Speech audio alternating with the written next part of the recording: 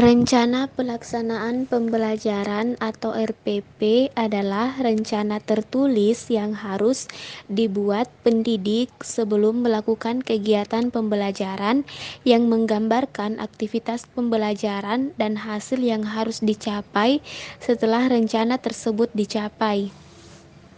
RPP disusun harus berpedoman pada silabus yang telah dikembangkan sebelumnya. Rencana Pelaksanaan Pembelajaran atau RPP mencakup standar kompetensi, kompetensi dasar, materi pokok atau pembelajaran, kegiatan pembelajaran, indikator pencapaian kompetensi, penilaian, alokasi waktu, dan sumber belajar. Rencana Pelaksanaan Pembelajaran atau RPP. Yang pertama yaitu menuliskan identitas mata pelajaran. Penulisan identitas mata pelajaran meliputi identitas sekolah, mata pelajaran, kelas atau semester, alokasi waktu dan materi atau tema. Seperti pada RPP yang kami buat yaitu Satuan Pendidikan, SD Impres Minasa UPA, kelas atau semester, kelas 4, semester 2. Tema 8, daerah tempat tinggalku. Subtema 2, keunikan daerah tempat tinggalku, pembelajaran pertama. Alokasi waktu 2 kali 35 menit. Mata pelajaran yaitu Bahasa Indonesia dan IPA. Yang kedua yaitu menuliskan kompetensi inti. Kompetensi inti atau KI adalah tingkatan kemampuan untuk mencapai standar kompetensi lulusan yang harus dimiliki peserta didik pada setiap tingkat kelas atau program yang menjadi landasan pengembangan kompetensi dasar. Kompetensi inti yang pertama yaitu menerima dan menjalankan ajaran agama yang dianutnya. Yang kedua, menunjukkan perilaku jujur, disiplin, tanggung jawab, santun, peduli, dan percaya diri dalam berinteraksi dengan keluarga, teman, guru, maupun tetangga. Yang ketiga, memahami pengetahuan faktual dengan cara mengamati, mendengar, melihat, membaca, dan menanya, berdasarkan rasa ingin tahu tentang dirinya, makhluk ciptaan Tuhan, dan kegiatannya, dan benda-benda yang dijumpai di rumah maupun di sekolah. Yang keempat yaitu menyajikan pengetahuan faktual dalam bahasa yang jelas dan logis dan sistematis, dalam karya yang estetis, dalam gerakan yang mencerminkan anak sehat, dan dalam tindakan yang mencerminkan perilaku anak beriman dan berakhlak mulia. A. Kompetensi dasar atau KD dan indikator pencapaian kompetensi atau IPK. Kompetensi dasar adalah sejumlah kemampuan yang harus dikuasai peserta didik dalam mata pelajaran tertentu sebagai rujukan penyusunan indikator kompetensi. Indikator kompetensi adalah perilaku yang dapat diukur atau diobservasi untuk menunjukkan ketercapaian kompetensi dasar tertentu yang menjadi acuan penilaian mata pelajaran. Muatan Bahasa Indonesia KD 3.9 mencermati tokoh-tokoh yang terdapat pada teks fiksi, yang termasuk C2 kognitif, karena mencermati terdapat pada C2. IPK-nya yaitu 3.9.1, menguraikan pengertian cerita fiksi, termasuk juga C2. 3.9.2 yaitu mengemukakan ciri-ciri cerita fiksi, termasuk C3. 3.9.3 memerinci contoh cerita fiksi di daerah tempat tinggal, termasuk C4. 3.9.4 menganalisis tokoh dalam cerita fiksi, termasuk juga C4. KD 4.9 menyampaikan hasil identifikasi tokoh-tokoh yang terdapat pada teks fiksi secara lisan, tulis, dan visual, termasuk P2 yaitu psikomotor. IPK-nya yaitu 4.9.1 merumuskan peranan tokoh pada teks fiksi secara lisan, tulisan, dan visual, termasuk juga P4 psikomotor. Muatan ilmu pengetahuan alam atau IPA KD 3.4 menghubungkan gaya dengan gerak pada peristiwa di lingkungan sekitar, termasuk C1 kognitif. IPK-nya yaitu 3.4.1 mengemukakan pengertian gaya, termasuk C3. 3.4.2 yaitu mengklasifikasikan macam-macam gaya dalam kehidupan sehari-hari, termasuk C3 juga. 3.4.3 memerinci pengaruh gaya dalam kehidupan sehari-hari, termasuk C4. KD 4.4 menyajikan hasil percobaan tentang hubungan antar gaya dan gerak termasuk P3 yaitu psikomotor. IPK-nya yaitu 4.4.1 menunjukkan hasil percobaan tentang gaya dan gerak secara tertulis, termasuk P3. Selanjutnya yaitu merumuskan tujuan pembelajaran. Tujuan pembelajaran menggambarkan proses dan hasil belajar yang diharapkan untuk dicapai oleh peserta didik sesuai dengan kompetensi dasar. Rumusan tujuan pembelajaran harus mengacu pada standar kompetensi, kompetensi dasar, dan indikator dengan menggunakan kata kerja operasional yang dapat diamati dan diukur. Tujuan pembelajaran dapat diorganisasikan mencakup seluruh kompetensi dasar atau diorganisasikan pada setiap pertemuan. Rumusan tujuan pembelajaran yang baik mengandung unsur yang pertama, audiens, yaitu untuk siapa tujuan itu dimaksudkan. Dalam hal ini adalah peserta didik. Yang kedua, behavior, kemampuan ataupun perilaku yang diharapkan yang meliputi aspek sikap, pengetahuan, dan keterampilan. Yang ketiga, condition, persyaratan yang harus dipenuhi agar perilaku yang diharapkan muncul. Dan yang keempat adalah degree, batas minimal tingkat keberhasilan terendah yang harus dipenuhi dalam mencapai perilaku yang diharapkan. Nah, dalam RPP ini, salah satu dari tujuan pembelajarannya yaitu peserta didik dapat menguraikan pengertian cerita fiksi dengan baik dan benar setelah membaca teks. Dalam tujuan pembelajaran tersebut, yang termasuk audiens adalah peserta didik, sedangkan behavior yaitu menguraikan. Dan yang termasuk condition yaitu dengan membaca teks fiksi yang telah disiapkan oleh guru, dan yang termasuk degree yaitu menguraikan minimal satu pengertian cerita fiksi dengan baik dan benar. Selanjutnya yaitu menguraikan materi pembelajaran.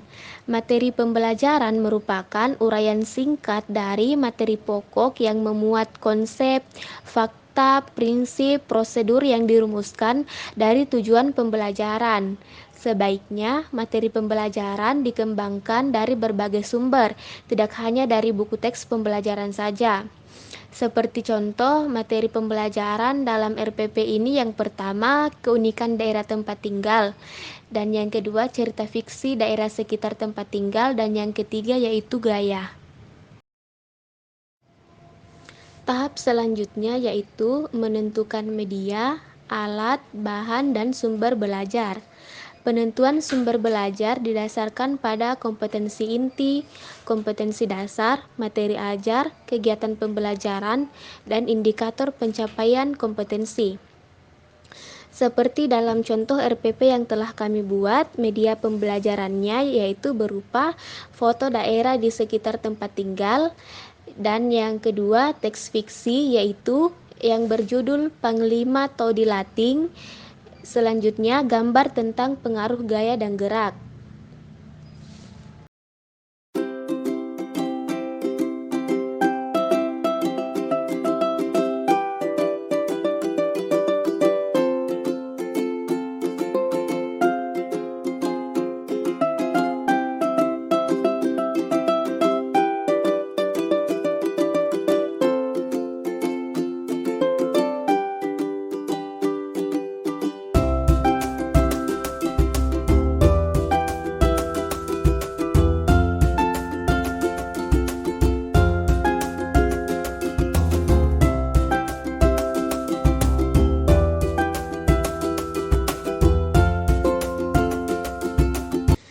Langkah selanjutnya yaitu menentukan pendekatan, model, dan metode pembelajaran.